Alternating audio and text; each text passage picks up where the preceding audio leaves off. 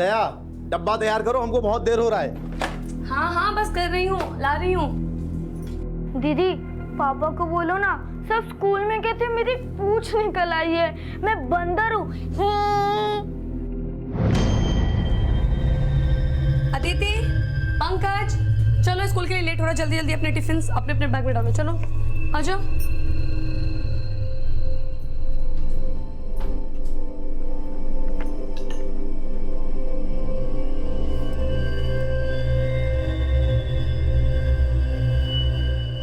पापा वो। हाँ बेटा बोलो, क्या बात है?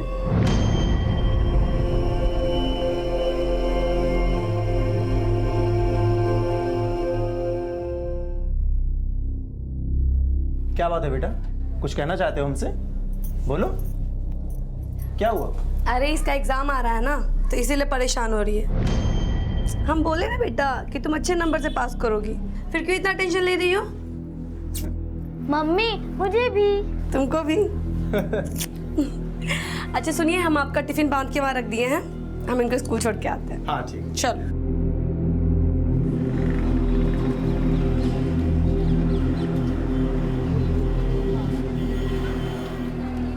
अरे रुको, हम ना छुट्टी के बाद यहीं पे आएंगे, कोई मस्ती नहीं और कहीं मत जाना, ठीक है?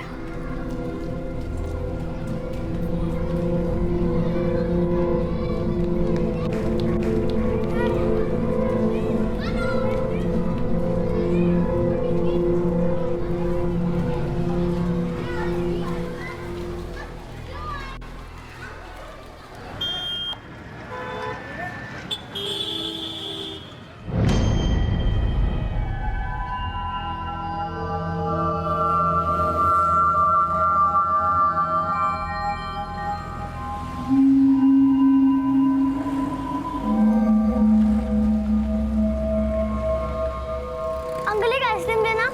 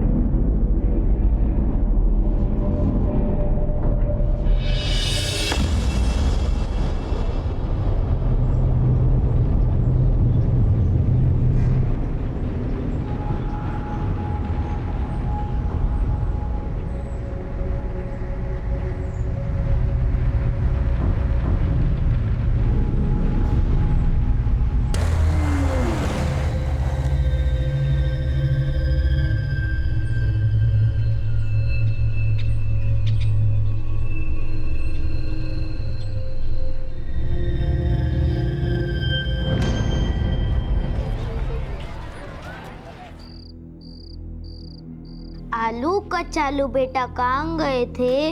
बंदर की झोपड़ी में सो रहे थे। आलू कचालू बेटा कहाँ गए थे? दीदी मम्मी को बता दूं, आज आप सुबह में स्कूल के बाहर गए थे।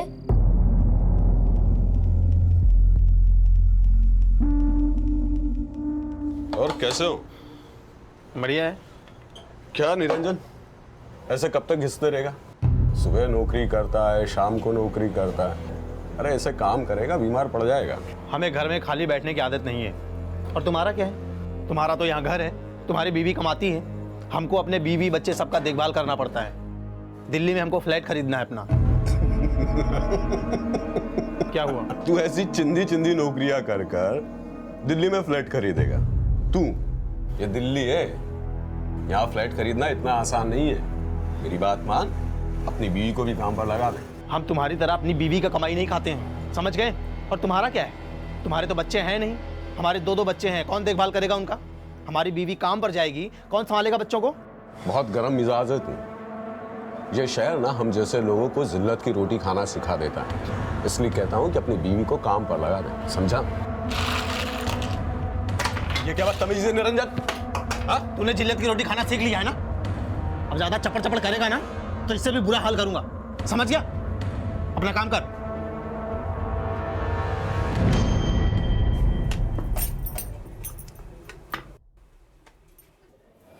देख ली सीरियल? हाँ मम्मी। और अदिति कहाँ है?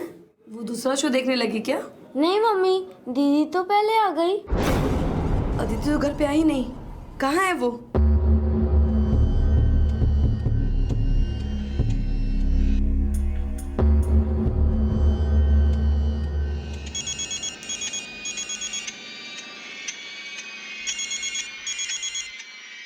हाँ दया बोलो। सुनिए जी, अदिति कहीं नहीं मिल रही है। क्या? वो श्रीधर के घर में टीवी देखने गई थी। पंकज लौट के आया लेकिन अदिति नहीं आई और श्रीधर भी घर पे नहीं है। अरे आस पड़ोस में पता करो, किसी और के घर में गई होगी। तुम पता करो, मैं यहाँ पर काम खत्म करके जल्दी आने की कोशिश करता हूँ, ठीक है?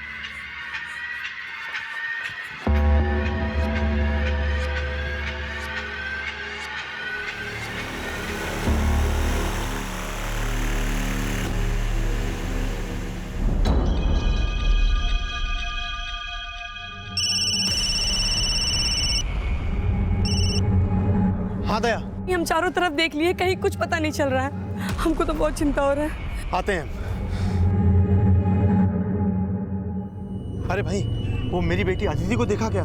यहीं पे खेल रही थी शाम को। अरे निरंजन भाई, कौन सी दुनिया में हो? ये दिल्ली है दिल्ली, यहाँ रोज बच्चे गायब होते हैं। जल्दी पुलिस को फोन करो। हाँ।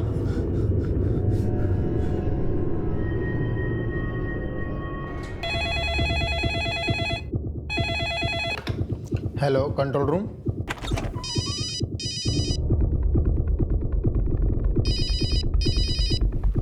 हेलो, इंस्पेक्टर गौतम मिश्रा है। आप डिटेल्स भिजवाइए, मैं दिखवाता हूँ। आई लुक इनटू इट, आप जल्दी से डिटेल्स भिजवाइए जी। हेलो। हाँ Naveen. Yes sir. Yamuna Vihar Janata colony से एक लड़की लापता हुई है, 7 साल की है, नाम अदिति। मैं डिटेल्स भेज रहा हूँ, फौरन वहाँ पहुँचो। Okay sir.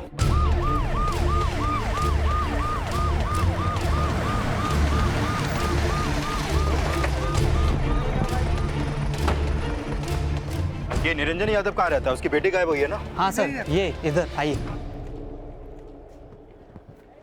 सर हम तो अपने काम पर थे, दया का फोन आया कि अदिति नहीं मिल रही है। हमारा बेटा पंकज, अदिति हमारे पड़ोसी श्रीधर के यहाँ टीवी देखने गए थे। आपके पड़ोसी ने क्या कहा आपसे? सर, दोनों बच्चे करीब 9:15 के आसपास श्रीधर भैया के घर पे टीवी देखने गए थे। हम खुद अपनी आंखों से देख के आए थे। ये लोग कुछ छुपा रहे हैं सर। सबसे पहले उस कब्रिस्तान से ये कंफर्म करो कि इन्होंने आमिर को वहीं दफनाया है। लेकिन जब अदिति नहीं आई तो हम दोबारा गए, वहाँ पे कोई नहीं था। सर श्रीधर तो खुद हमारी दुकान पर आया था जहाँ हम काम करते हैं, 10 बजे करीब। 9:15 बजे आपकी बीवी ने श्रीधर को आपके बच्चों के साथ उसके घर पे देखा, और जैसा कि आपने बताया कि 10 बजे वो आपसे मिलने आपके सेठ की दुकान पर आया। आपकी सेठ की दुकान है कहाँ? यही पास में। लेकिन श्रीधर तो बोल रहा है कि जब वो हमारी दुकान पर आया था तब दोनों बच्चे टीवी देख रहे थे उसके घर में। श्रीधर भैया, अदिति कहाँ है? वो आपके घर टीवी देखने आई थी पंकज के साथ। पंकज आया लेकिन अदिति नहीं आई, कहाँ पे है वो? हम तो तभी निकल गए थे वहां से, और दोनों को बोल भी दिए थे कि हम बाहर जा रहे हैं और तुम लोग टीवी देख लो, तो दरवाजे की कुंडी बाहर से लगाकर घर चले जाना। क्या लगता है गुप्ता, ये श्रीधर का हाथ है क्या बच्ची के गायब होने में? कनेक्शन हो भी सकता है सर, क्योंकि बच्चे उसी के घर में टीवी देख रहे थे। ठीक है, फिलहाल बच्ची का फोटो सर्कुलेट करवाओ और आसपास पूछताछ करो। मैं पहुंच रहा हूँ। Okay sir. अदिति को गायब हुए 2 घंटे बीत चुके थे, लेकिन अब तक अदिति से जुड़ी कोई भी लीड सामने नहीं आई थी। वहीं अदिति के माता पिता को कई तरह की आशंकाएं घेर चुकी थीं, जो किसी भी तरह के नतीजे से ज्यादा भयावह थी।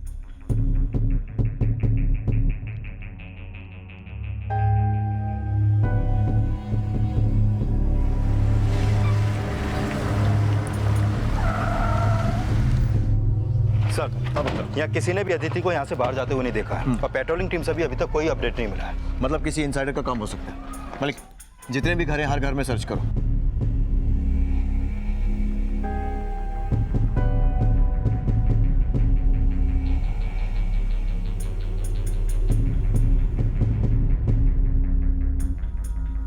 अदिति का भाई कहाँ है जो उसके साथ टीवी देखने गया था? वो तो रो रो के सो गया है अंदर। आपने कुछ पूछा उससे? कुछ बताया उसने? सर वो कह रहा है कि अदिति श्रीधर के घर से पहले ही निकल गई थी अपने घर आने के लिए। श्रीधर कहाँ रहते हैं? यही पड़ोस में।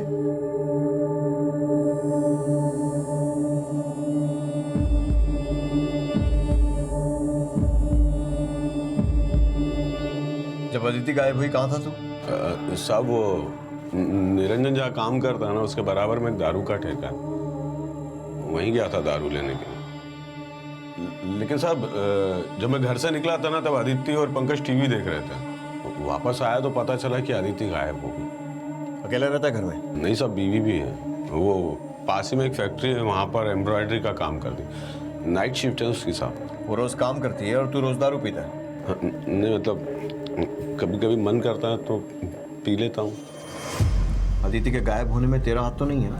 अरे नहीं साहब, वो तो मेरी बेटी जैसी थी, और जब अदिति गायब हुई थी तो मैं तो घर पर था ही नहीं, निरंजन के साथ है। चाहो तो आप उससे पूछ लो साहब। साहब बिल्डिंग में हर जगह देख लिया लेकिन कुछ पता नहीं चला। छत पर देखा? नहीं सर।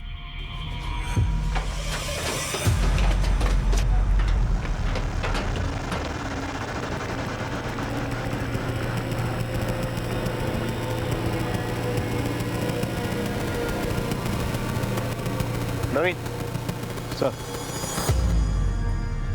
ये आजू बाजू की बिल्डिंग से भी कोई यहाँ आ सकता है और अदिति को लेके जा सकता है।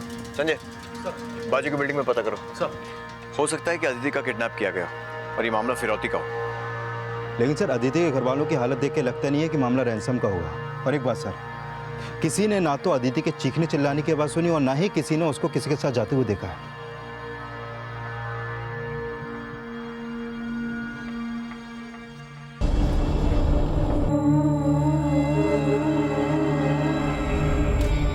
Let's go.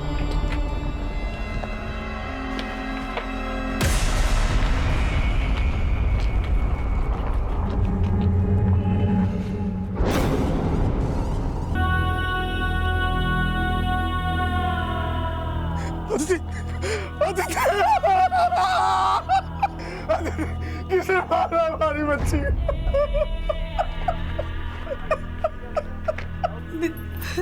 अरे मुझे कोई कुछ बता क्यों नहीं रहा? कहाँ है अदिति? अदिति है, इधर ही है। मेरी बेटी कहाँ है? नवीन, लगता है कोई फुसलाकर इस बच्ची को उस छत पर लेकर आया होगा। वहाँ इसके साथ सेक्सुअल असॉल्ट किया और उसके बाद वहीं पर। अब ऐसा करने वाला इन दोनों बिल्डिंग में रहने वाला कोई भी हो सकता है।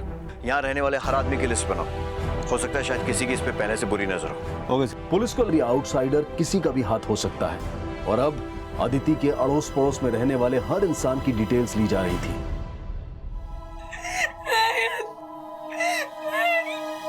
क्या बिगाड़ा था ना मेरी बेटी से किसी का? क्यों मारा उसे?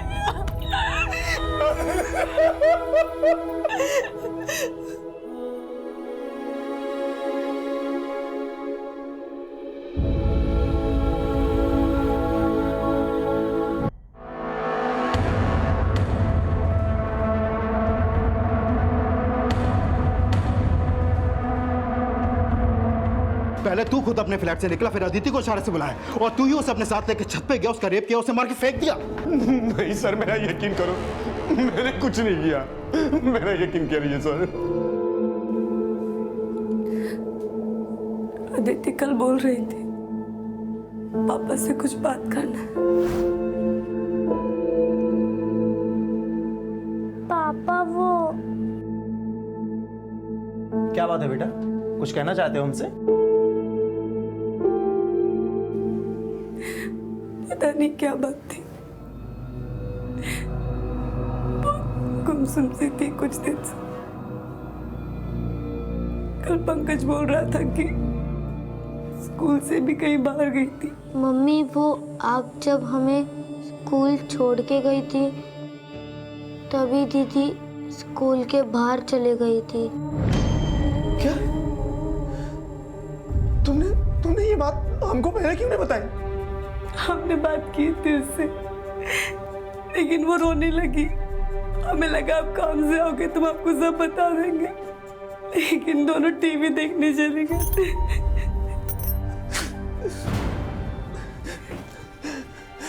हे बेटा, पंकज बेटा, दीदी स्कूल से कहाँ गई थी? कुछ पता है तुम्हें? ये पंकज भी तो टीवी में ही घुसा रहता है। इसकी दीदी कहाँ गई इसको कुछ पता नहीं चला। बेटा याद करने की कोशिश करो, जब तुम और दीदी टीवी देख रहे थे तो दीदी कहाँ चली गई थी? कुछ जानते हो बेटा? पापा, हम और दीदी टीवी देख रहे थे, तभी एक दाढ़ी वाले अंकल हमें दरवाजे से देख रहे थे। दाढ़ी वाले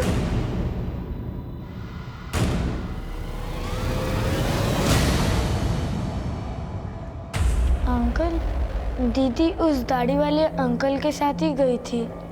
आप जानते हो उन्हें? कौन थे वो?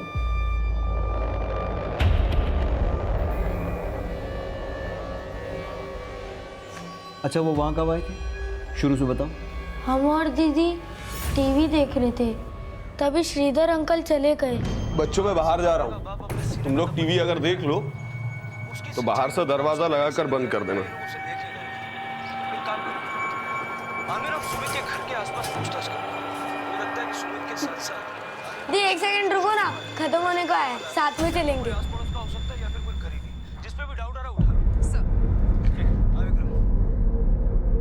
हमने देखा दीदी उस दाढ़ी वाले अंकल के साथ ही गई थी। सर, आपको एक बात और बतानी थी। क्या? पंकज बता रहा था कि अदिति कल स्कूल से कहीं बाहर गई थी और छुट्टी होने पर आई थी। कहाँ चली गई थी? ये तो पंकज को भी नहीं मालूम, लेकिन अदिति ने ऐसा पहले कभी किया नहीं है। क्या उसको स्कूल में किसी से कोई परेशानी थी? लगता तो नहीं सर। पैसों की तंगी की वजह से इस बार हम सही समय पर फीस नहीं जमा कर पाए थे, तो इन दोनों को प्रिंसिपल ने सजा दी थी। हमें और दीदी को क्लास के बाहर खड़ा किया था।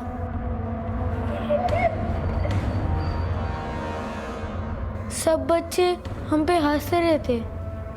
कौन से स्कूल में पढ़ते हैं दोनों? यमुना विहार स्कूल। इनके स्कूल में पता करो और इनके आसपास रहने वाले जितने भी दाढ़ी वाले लोग हैं सबकी शिनाख्त का बंदोबस्त करो। Okay sir. अदिति के भाई पंकज के बयान के आधार पर अब माना जा रहा था कि अदिति के साथ उस रात जो कुछ भी हुआ था उसमें किसी दाढ़ी वाले आदमी का हाथ था और अदिति के भाई से उनके घर के आसपास सभी आदमियों की पहचान करवाने की कोशिश की जा रही थी। वहीं पुलिस की एक टीम अदिति के स्कूल में भी पूछताछ कर रही थी। सर, वैसे अदिति तो स्कूल कभी बंक नहीं करती, मुझे लगा वो कल एब्सेंट होगी। लेकिन हमें पता चला है कि फीस ना भरने की वजह से अदिति और उसके भाई को पनिशमेंट दी गई थी। सर वो साहब, ये लड़की अदिति बहुत ही हंसमुख है, मैंने कभी परेशान नहीं देखा इसे। लेकिन साहब, जब से ऐसे पनिशमेंट दिया गया है तब से गुमसुम रहने लगी है। सिर्फ पनिशमेंट की वजह से गुमसुम हुई या वजह कुछ और ही थी? कैसी वजह साहब? अदिति के भाई पंकज ने अदिति को किसी दाढ़ी वाले आदमी के साथ जाते हुए देखा था। आपके स्कूल में कोई ऐसा है जिसके दाढ़ी है और जो अदिति के साथ कुछ गलत? आई डोंट नो सर, आप सबसे पूछ सकते हैं। आपके बेटे पंकज ने आस पड़ोस में रहने वाले तो किसी को भी आइडेंटिफाई नहीं किया। श्रीधर के अलावा कोई और है जिस पर आपको शक है? दया, कहीं ये सिकंदर बाजवा तो नहीं? ये सिकंदर बाजवा कौन? सर, अदिति बहुत शरारती थी। एक बार खेल खेल में ही बाजवा के बेटे पे बस पेन की स्याही डाली थी उसने।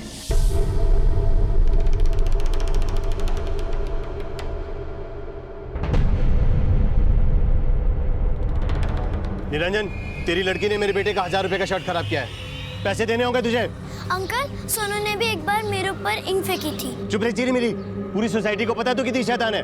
अगर तेरे बाप ने इसका पैसा नहीं दिया ना तो हमारी बेटी से ठीक से बात कर। सर, मैं तो कल आगरा में था, आज ही सुबह लौटा हूं। आप चाहो तो चेक करवा लो।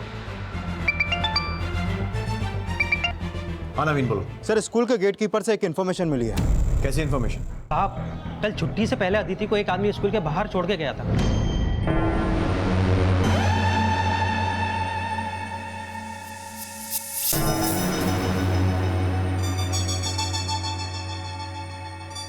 रुक बेटा रुक। इस वक्त अभी तो स्कूल की छुट्टी होने वाली है। और वो आदमी कौन है जो अभी छोड़ के गया? तुम्हारी मम्मी कहाँ है? बोलो बेटा कुछ। बच्ची कुछ नहीं बोली और फिर एकदम से स्कूल की छुट्टी हो गई और वो अपने भाई के साथ चली गई। वो आदमी जो अदिति को छोड़ के गया, उसको पहले भी कभी देखा अदिति के साथ? नहीं साहब, मैं नहीं जानता वो आदमी कौन था। उस आदमी का स्केच बनवा सकते हो? हाँ साहब, बनवा सकता हूँ।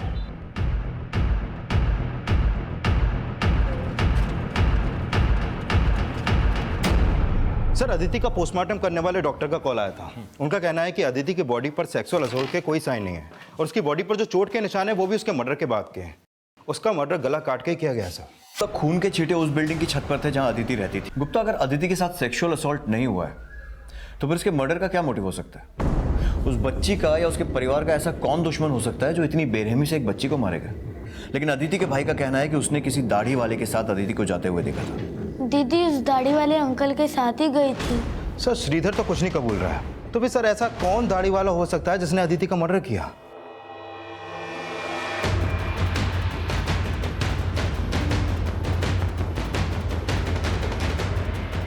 वॉचमैन के बयान के आधार पर उस इंसान का स्केच तैयार किया गया जिसने अदिति को स्कूल छोड़ा था, और पूछताछ के दौरान उस अनजान शख्स से जुड़ी एक अहम लीड पुलिस के हाथ लगी।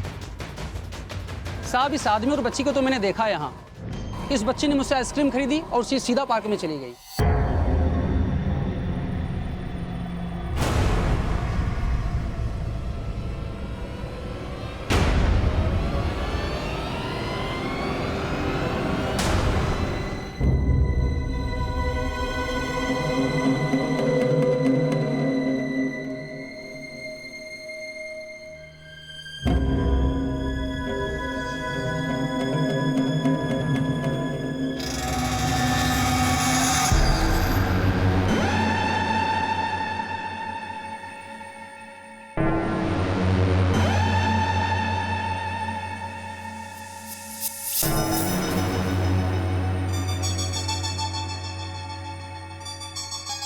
क्या टाइम रहा होगा? सर, दोपहर का वक्त था।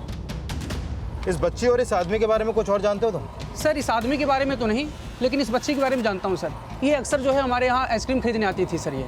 लेकिन सर कल इसके पास 100 के कई सारे नोट थे। अरे इतने सारे पैसे कहाँ से लाई बिटिया? आपसे मतलब 10 रुपए काट के 90 रुपए वापस करो। हिसाब किताब में तो बिटिया बहुत तेज हो। पहले तो 10-10 रुपए वाली आइसक्रीम 5-5 रुपए में खा के जाती थी, दोस्तों को भी खिलाई। ये पुराने वाले 100 रुपए भी रख लो। मैं जो दोस्तों के साथ खाए थे ना वो भी रख लो, और ये एक्स्ट्रा वाले भी रख लो। अरे अरे बिटिया बिटिया बिटिया बिटिया बिटिया, ये लो, हमने अपने पैसे काट लिए और ये पैसे ले लो।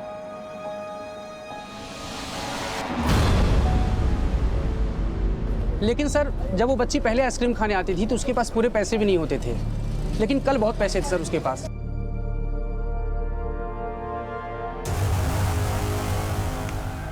यही वो आदमी है जिसे अदिति के साथ देखा गया था स्कूल के बाहर। पहचानते हैं इसे? नहीं सर।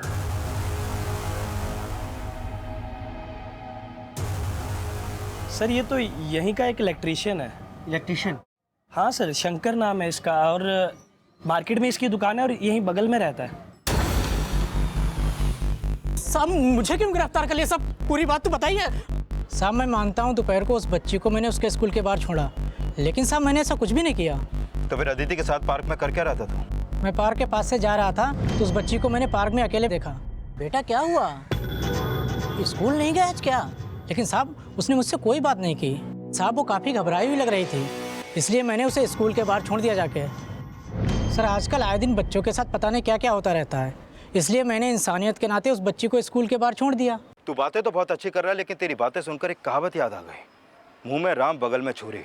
साहब आप कहना क्या चाहते हैं? यही कि शायद गंदी नज़र से तू उससे रोज मिलता हो और पैसे का लालच देकर उससे जान पहचान बढ़ा रहा था, और कल रात तो उसके घर के पास गया, उसको बहला फुसला कर छत पे ले गया और मार के फेंक दिया। नहीं साहब, हमने ऐसा कुछ भी नहीं किया। वो हम पता लगा लेंगे।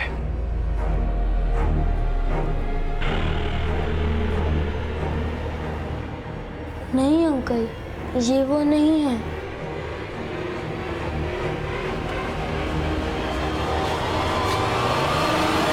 एक बात और पता चली हमें, उस दिन अदिति के पास 600-700 रुपए थे। आइसक्रीम वाले ने भी उसके पास पैसे देखे थे और उसके स्कूल से भी ये बात कंफर्म हुई, और उसके एक दिन पहले भी उसके पास 100 के नोट मिले। क्या? उसके पास इतने पैसे कहां से आए? तो तुमने वो पैसे उसे नहीं दिए? सर, हमारी हालत ऐसी नहीं है कि हम बच्चों को इतने पैसे दे सकें। तो फिर इतना पैसा उसके पास कहां से आया? सर हमारी समझ में तो कुछ भी नहीं आ रहा है। शायद तुम्हारी बीवी को कुछ मालूम है। क्या अदिति के पास 100 के नोट? लेकिन वो कहाँ से लाएगी इतने पैसे? दया, यही तो हम भी नहीं समझ पा रहे हैं। और पंकज ने भी पुलिस के सामने यही बोला कि इसने अदिति के पास बहुत सारे पैसे देखे। क्यों? हाँ, दीदी ने मुझे चॉकलेट खरीद के दी थी, तभी मैंने बहुत सारे पैसे देखे।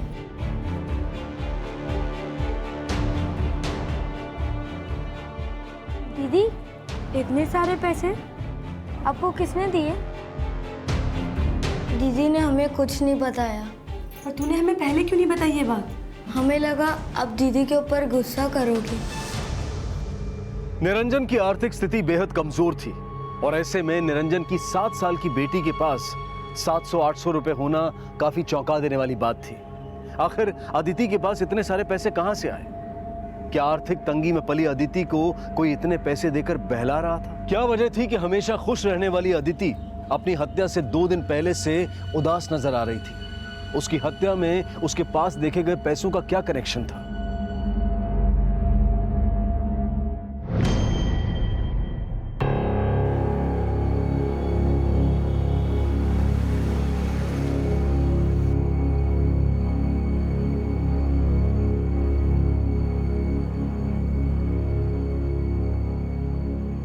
सेठ जी, हम आपके जिस फ्लैट में रहते हैं उसका किराया 5,000 से ज़्यादा नहीं है और हम शाम को 4 बजे से लेकर रात 11 बजे तक जितना काम आपके लिए करते हैं उसकी तनख्वाह कम से कम 7,000 होना चाहिए। कायदे से आप 5,000 काट के 2,000 कैश मुझे और दो। तुमने खुद माना था कि तुम मेरे यहाँ पर नौकरी करोगे और मैं तुमसे भाड़ा नहीं लूंगा। जो बात तय हुई थी ना उसी पे रहो तुम। अरे वो बात तो तय हुए, कितना समय बीत गया है, तब से महंगाई कितनी बढ़ गई है। मेरे जिस फ्लैट में तुम रह रहे हो ना उसका भी किराया बढ़कर 7,000 हो गया है। चुपचाप यहाँ पर काम करो वरना नौकरी से भी जाओगे और जिस फ्लैट में तुम रह रहे हो ना वहां से भी निकाल दूंगा तुम्हें मैं। गुप्ता, ये निरंजन का बेटा बोल रहा है कि इसने अदिति को किसी दाढ़ी वाले के साथ देखा था। दीदी उस दाढ़ी वाले अंकल के साथ ही गई थी। लेकिन किसी को आइडेंटिफाई नहीं कर रहा है। अब इसने वाकई में किसी को देखा था या नहीं, चक्कर कुछ समझ में नहीं आ रहा है। सर 7 साल का बच्चा, हो सकता है उसने चेहरा ठीक से न देखा हो, लेकिन ये साफ है कि बच्चे श्रीधर के घर में टीवी देख रहे थे और अदिति के पास पैसा था। श्रीधर बेकार है, कोई काम धंधा नहीं करता और ऊपर से शराबी भी है, तो हो सकता है कि अदिति के पास इतना पैसा देखकर उसके मन में लालच आ गया, वही अदिति को छत पर ले गया और पैसे छीनने के चक्कर में उसको मार दिया होगा। सर, मैंने अदिति के पास कोई पैसा नहीं देखा। माना कि साहब मैं खुद कुछ नहीं कमाता हूं, लेकिन मेरी बीवी तो कमाती है ना साहब, वो खुद मुझको पैसा देती दारू के लिए। साहब आप बिना किसी सबूत के मेरे पति पर कैसे इल्जाम लगा सकते हैं? उसने दाढ़ी रखी है, इसका मतलब ये थोड़ी ना कि वो किसी की भी जान ले सकता है। आप निरंजन से क्यों नहीं पूछते? उसने भी तो पहले दाढ़ी रखी हुई थी। आपका क्या मतलब है? एक बाप अपनी बेटी को। साहब आप उसे जानते नहीं हो, वो बहुत गुस्से वाला है। एक बार तो उसने अपने छोटे भाई की जान लेने की कोशिश भी की थी।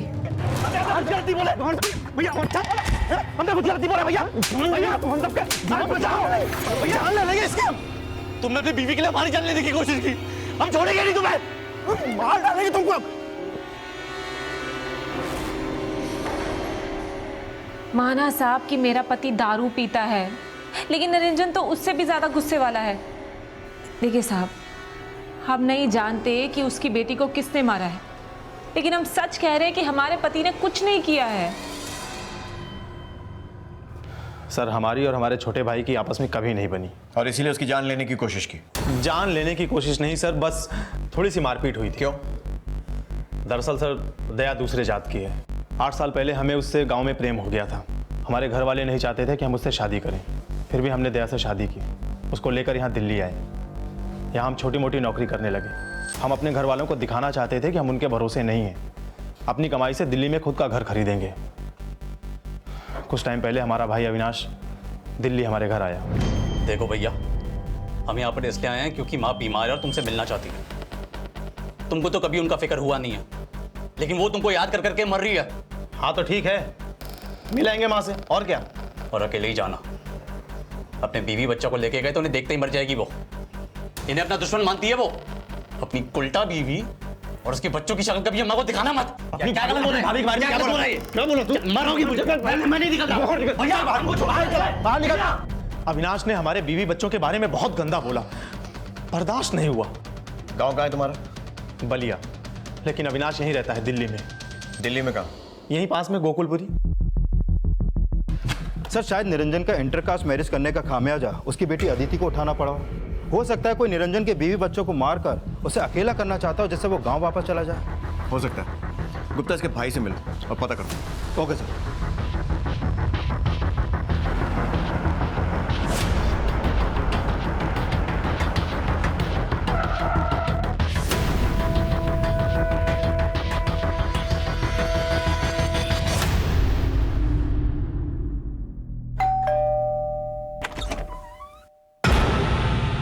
साहब ये सच है, निरंजन एक दूसरी जात की औरत के साथ शादी करके हमारे पूरे खानदान का नाम उसने मिट्टी में मिला दिया है। लेकिन हम आपको सच कह रहे हैं, हम यहाँ पे बस अपना काम धंधा करने आए हैं। हमारी बीमार माँ उससे मिलना चाहती है और ये बताने के लिए मैं उसके घर गया, उल्टा वो हमारी जान के पीछे उतारू हो गया।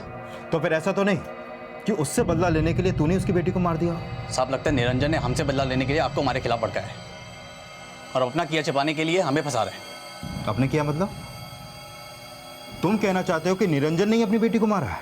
साहब देखिए, वो हमेशा से गर्म मिजाज का रहा है और अब गरीबी के कारण उसका दिमाग और भी खराब हो गया। साहब वह गांव में अच्छी भली खेती बाड़ी करता रहा और यहाँ पैसे की मत आ जाए।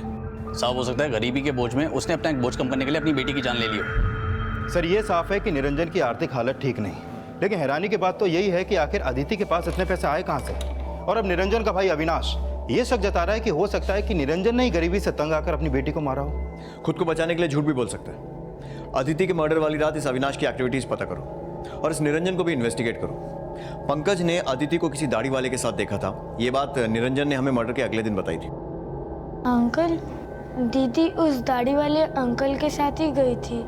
हो सकता है उसी ने अपने बेटे को ये बात पढ़ाई और उसके बाद कभी श्रीधर और अब अपने खुद के भाई अविनाश पर शक जता रहा है। निरंजन जहां पर काम करता है वहां से उसके घर पहुंचने में मुश्किल से 5 से 7 मिनट लगते हैं। पता करो कि मर्डर वाली रात को 9 से 10 के बीच में वो कहीं गायब हो सके। Okay sir.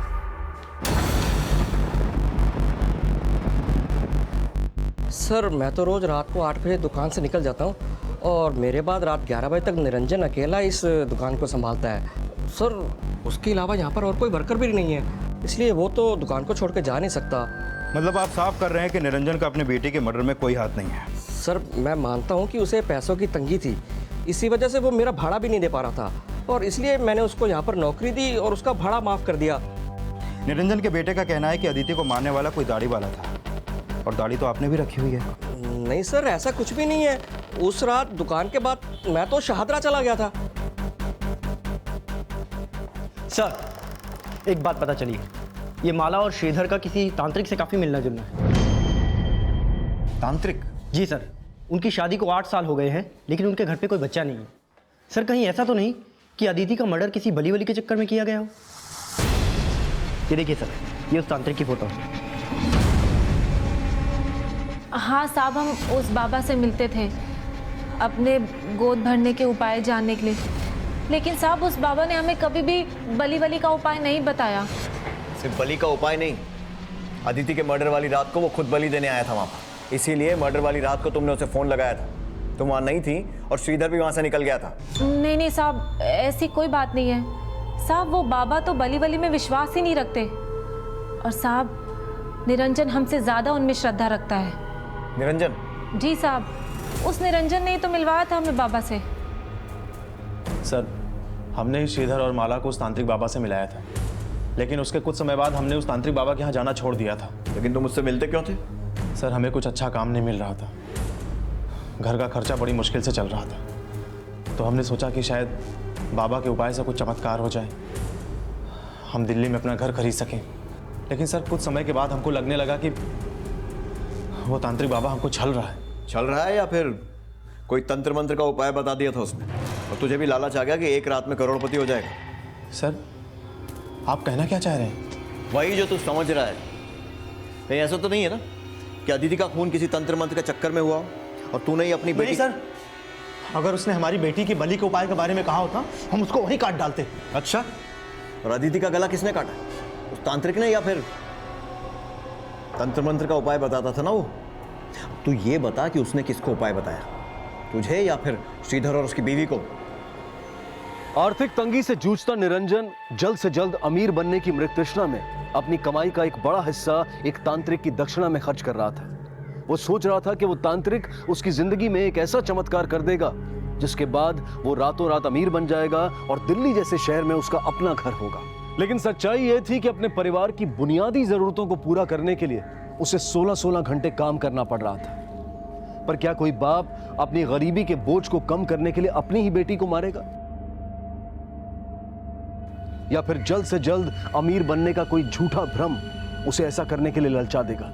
अदिति के मर्डर में जितनी निरंजन की भूमिका शक के घेरे में थी, उतना ही शक श्रीधर और माला पर भी किया जा रहा था और यह जानने की कोशिश भी की जा रही थी कि कहीं उस तांत्रिक के छलावे में आकर उन्होंने अदिति का मर्डर तो नहीं किया था। और इस राज को जानने के लिए अब उस तांत्रिक की भूमिका को भी टटोला जा रहा था। कैसी बात कर रहे हैं आप? हम किसी को बलि का उपाय नहीं बताते। लेकिन मुझे लगता है कि तूने बताया है, या तो श्रीधर या उसकी बीवी को, या फिर अदिति के बाप निरंजन को। खैर सच क्या है वो तो हम उगलवा ही लेंगे। नवीन लेके चलो इसको। ऐसे कैसे आप किसी को ले जा सकते हैं? देखिए हमारी बात सुनिए, क्या कर रहे हैं आप लोग? देखिए तांत्रिक बाबा के साथ साथ माला, श्रीधर, निरंजन सबको टटोला जा रहा था और अब अदिति के भाई से भी उस तांत्रिक की पहचान करवाई जा रही थी, लेकिन कुछ भी साफ नहीं हो पा रहा था। निरंजन के भाई अविनाश, पड़ोसी सिकंदर, बाजवा सबको इन्वेस्टिगेट किया जा रहा था। और अब एक बार फिर से पुलिस ने इस पूरे केस को रिविजिट किया।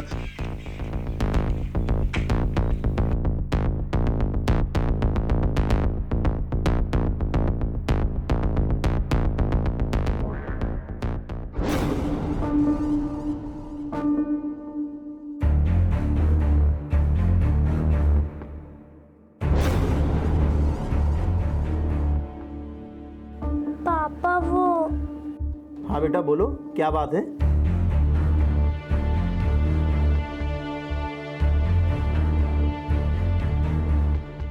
क्या बात है बेटा, कुछ कहना चाहते हो हमसे? बोलो। उस दिन अदिति के पास 600-700 रुपए थे। आइसक्रीम वाले ने भी उसके पास पैसे देखे थे और उसके स्कूल से भी ये बात कंफर्म हुई है। और उसके एक दिन पहले भी उसके पास 100 के नोट मिले।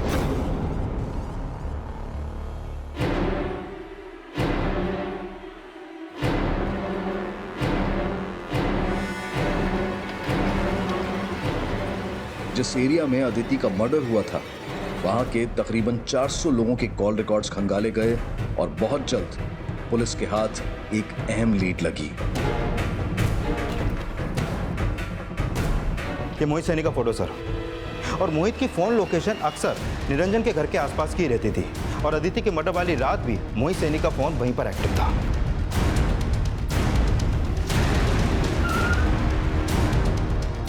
सर मैंने क्या किया सर? सर मैंने क्या किया सर?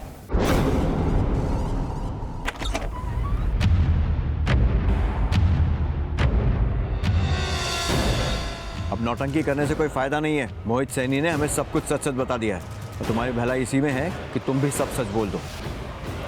हमसे बोलोगे? हमें लगा कि मोहित सैनी के पास काम करके हम अपने पति का हाथ बटाएंगे, लेकिन निरंजन जी के पास तो हमारे लिए टाइम ही नहीं था, ना ही बच्चों के लिए।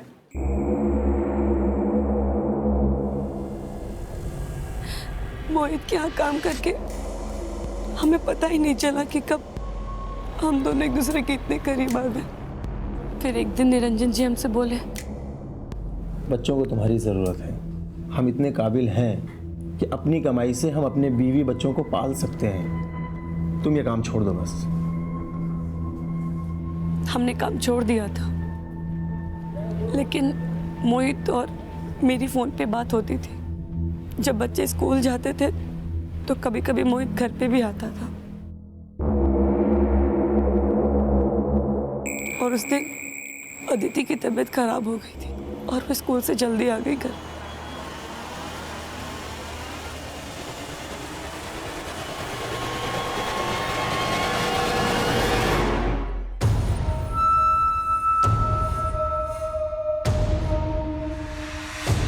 अदिति अपने पापा को कुछ ना बताए, इसीलिए हमने मोहित से पैसे लेके उसको दिए थे। वो तब तो चुप हो गई थी, लेकिन हमें लग रहा था कि कहीं वो अपने पापा को सब कुछ बता ना दे। अरे इसका परीक्षा आ रहा है ना, इसीलिए परेशान हो रही है। हमें लगा कि अगर निरंजन को सच पता चलेगा तो उनका गुस्सा इतना खराब है वो हमें जान से ही मार देंगे। हमारे पास दूसरा कोई चारा नहीं था। उस रात जब अदिति पंकज के साथ टीवी देखने गई,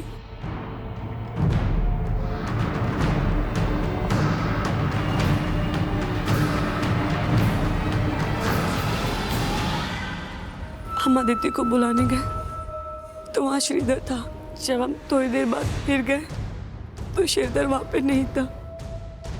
हमने अदिति को इशारे में बुलाया और छत पे लेके गए। मेरे पास कोई दूसरा चारा नहीं बचा था। ना मैं अपने पति को छोड़ सकती थी और न ही मैं मोहित को छोड़ना चाहती थी। बेटा, मम्मी से गलती होगी, मम्मी को माफ कर दे। पापा को कुछ मत बताना, ठीक है? नहीं मम्मी, हम पापा को सब कुछ बता देंगे। पापा ने बोला झूठ बोलना पाप है। बेटा, मम्मी आपसे बहुत प्यार करती है, पापा को बस कुछ मत बताना। ने ये क्यों कहा कि उसने किसी दाढ़ी वाले आदमी को देखा था? हमने बोला था उससे, हमने बोला था कि अगर वो ऐसा नहीं बोलेगा तो अदिति की तरह हम भी इसे छोड़ के चले जाएंगे। हमें लगा कि अगर वो ऐसा बोलेगा तो आप मान लोगे कि श्रीधर नहीं उसे अपना झूठ छुपाने के लिए अपनी बच्ची की जान ले ली। ऐसी माँ हो तुम।